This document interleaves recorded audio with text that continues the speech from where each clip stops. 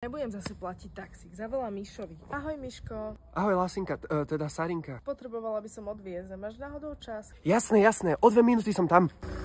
Počkaj. Taký darček pre teba. Ó, to je milé. Tak, už sme tu. Tak dík za odvoz, čau. Počkaj, už dlhšie ti chcem niečo povedať. Čo zas? Vnímam ťa viacej ako kamarát. A ja? Veď ty si ten najlepší kamoš. Čau.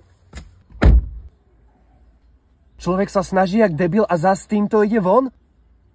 No čo, Sandra, ako sa máš? Ja som Sára. To je jedno. Počuj inak, nezoberieš mi toto?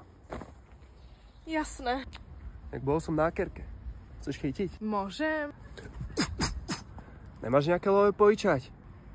Vyhodili ma z bytu. Neplatil som nájom, víš, nerobím teraz, nechce sa. Chudáčik. Poď, ťa zoberiem k sebe a zavolám kamošovi Mišovi, on ťa presťahuje. Tak chápeš, čo mi ten debil urobil? Ja som ho normálne načapala s inou v mojej vlastnej posteli. U teba doma? Yes, teraz mám šancu, konečne. A to není všetko. Ja som mu požičala peniaze a on to všetko nadrbal do automatov. Úplný bezmozek. Ja už som ti to dávno hovoril, ty si zaslúžiš proste niekoho lepšieho. Ja viem, keby boli všetci takí dokonalí, jak ty. Tak prečo mi už nedáš konečne šancu?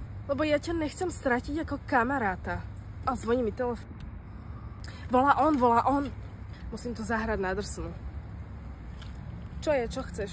Chcel som ti to vysvetliť, to bola sesternica, však došla zo zahraničia a potrebovala si odpočinúť u nás. A čo tie peniaze? Fero klamal, však ja som tie peniaze investoval, pôjdeme na dovolenku, neboj sa ty nič. Pošli ho do Riti.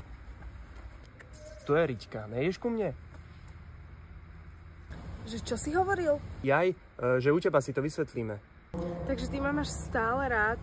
Jasné, ty si moje všetko.